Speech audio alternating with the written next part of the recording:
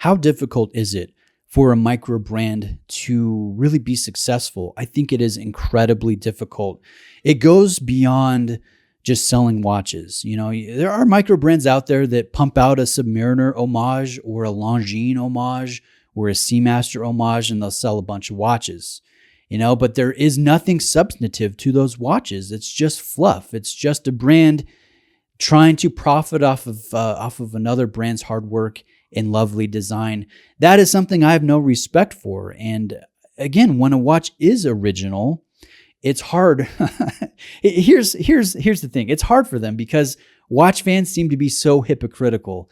They'll look at a design and go, man, this is awesome. If only it was original, then, you know, if it had all the specs, then I would buy this watch. And then when a brand comes out and it's really original, it's really unique, they go, oh, wow, that's doesn't have it. You know, it's too out there. They should have done an homage watch. Watch fans can be the silliest and most fickle. I recognize that. And I recognize that I'm silly. I'm fickle. I'm biased. I'm kind of a watch snob as well. So I do think it's very difficult for a micro brand to really attain success more than just selling watches. Does the brand have substance to it? Will this brand be around in 10, 15, 20 years from now? Can their designs permeate the psyche of the watch fan? Can the watch fan get enthusiastic about the next release? Will there be a wait list? Will the watch sell out after a number of hours? Is there something really great to the design? It's more than just being different for the sake of being different. Does that make sense? You know, I think some brands have achieved that type of success. I'm looking at Zelos. Zelos consistently does a great job with original watches, great designs. They sell out quickly. I've been a fan of Zelos for years now, and I've said their name improperly for years. I recently found it's not Zelos, it's Zelos. That aside, I think Ming is a prime example of a successful micro that comes out with an original design and garners real enthusiasm from the watch community. And there is substance to the design. There is real excitement. It's tangible. They've done it. They've been successful. And again, I think it's very difficult for a micro brand to do that. So I've been rambling on long enough. You guys can see this Endeavour from RZE is in front of the camera. And I'd like to answer the question in this review. Is this watch, I don't know, can it permeate the psyche of the watch enthusiast? Can this be a successful micro brand? Will this brand be around in 10, 15, 20 years? Is there something to this design? Or sadly, is it just another micro brand? Is it similar to the last Kickstarter campaign that you saw? Is it fluff? I guess if I'm going to be rude here, that's what we're going to talk about today. And let me share with you a little blurb from Clarence from our communication with RZE. He said, Bruce, all we ask is that you give the Endeavour an in-depth review. Take your time with it and experience it on your wrist for a few days. We have developed this watch to be super comfortable and also an everyday beater, so I hope you can give it your professional opinion. I've been wearing this watch. I've worn this for 4 days and then off and on for the past week and a half. And so, I've been wearing this on RZE's request and I've enjoyed it. I have some thoughts. I'm going to share those thoughts, the good, the bad, the details, and I'm going to do my best to answer the question, is this a good purchase? You know, I don't want to BS you guys. I want to say, hey, yeah, buy this watch. It's so great. And then, oh yeah, I bought this watch. And 2 weeks later, I'm going to look at something else. I should have bought a Seiko. I should have bought a Samurai. I should have kept saving and got that Longines or that Omega or that Manta, whatever it is.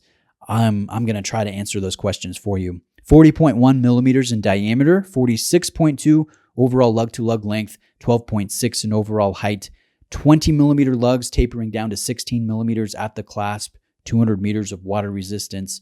And the watch is fashioned out of grade 2 titanium, which makes it very light on wrist. And you pair that with the pleasant dimensions, the thin profile, and I think you've got a very comfortable watch, easy to forget about on wrist. And that's a positive. I think that's really good. I like the blasted look. I like the angular linear design. And when I'm looking at this, I don't see another watch jump to mind. I mean, if I'm looking for it, maybe I see some Samurai from Seiko influencing when it comes to the sharp lugs, the angles here, the tip on the lug. But overall, I do think it's original. I like the austere look, the toolish look. I think that's appropriate. I like the size. And the fact that this grade 2 titanium is coated with a clear hard coating called Ultra Hex enhances the functionality of this piece, because that's the negative element when it comes to titanium. They're very easy to scratch, whether it's grade 2, grade 5. It's easier to scratch than stainless steel. And so this Ultra Hex coating takes the hardness value up to 1200 Vickers, which essentially is equivalent to a German-made Zinyu 1, fully tegmented and made out of German submarine steel. So it's going to have a very hard coating. And again, I've been wearing this watch, so you guys can see I haven't put a mark on it. The case is great. The bracelet, no marks on the bracelet, on the clasp, and those are generally the first places where you start to see the wear and tear, the hairline wear marks. And so I like that. I like the fact that it's lightweight. It's very strong. It's stronger than stainless steel as an alloy, but I haven't been able to scratch it. That's pretty exciting. The watch carries a sapphire crystal with anti-reflective treatment. It is far nicer anti-reflective treatment than what I've seen from brands that I hold in high respect, like Zelos. This is going to be pretty decent, especially in natural light. We have Viton gaskets and bicolor superluminova application on the applied markers, the handset, and the dial.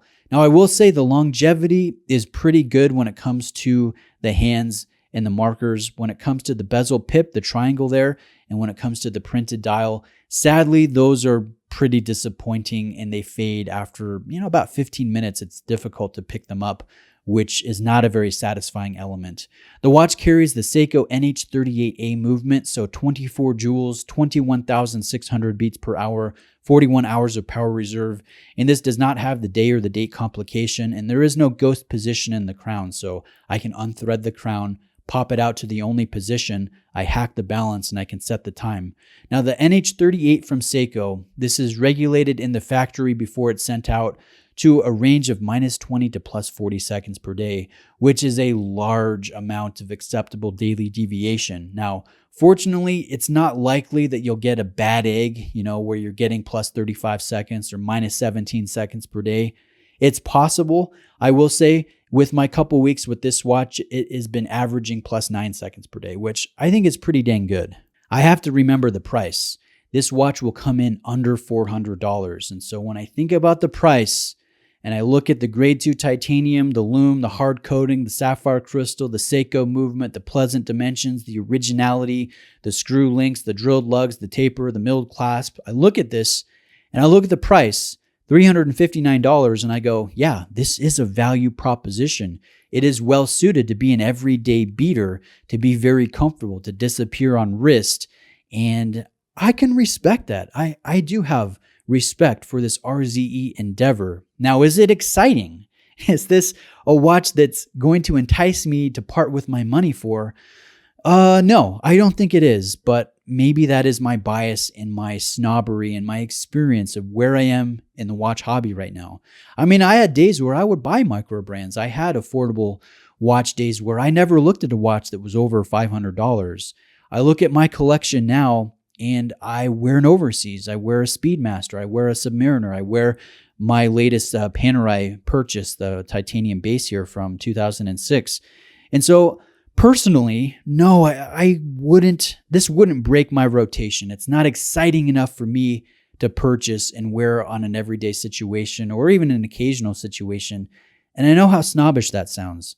It sounds a little bit ridiculous. I think there are some of you watching that may agree with me and go, yeah, that makes sense, Bruce. I would rather spend $4,000 and buy a Tudor Pelagos, even though it doesn't have the hard clear coating, even though it is 10 times the price of this Endeavour.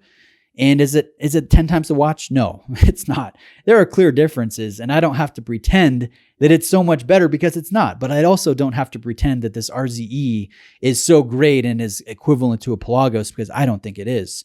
So, I think there are differences, and that's okay to acknowledge those differences and to be upfront with our own biases. So that's where I stand. I'm interested to know where you guys stand. Do you think this brand is going to be around in 5, 10, 20 years? Is this an exciting design? Is there substance more than just the specs to this overall package? And what do you think about the Endeavour? What do you think about the value proposition? What do you think about the size? Let me know where you stand there. In the description, there will be links to RZE's website, the launch price, $359. I believe if you buy in the first couple days, you can get an included Tropic strap, which is just adding to the overall package, the value.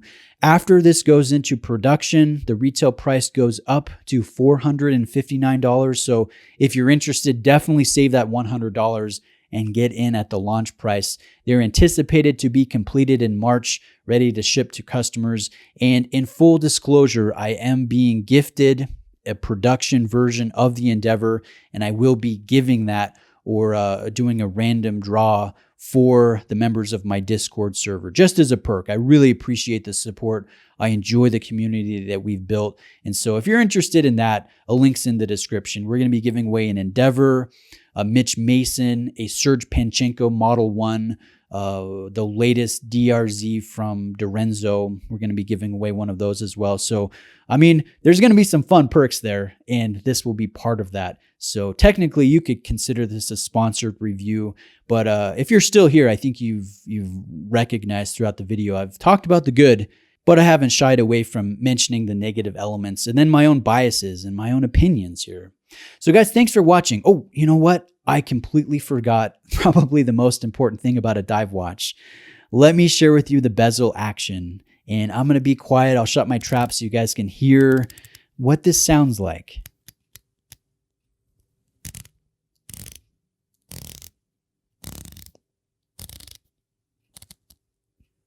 You guys can see it's not the top of the market. It's not as nice as the Zelos.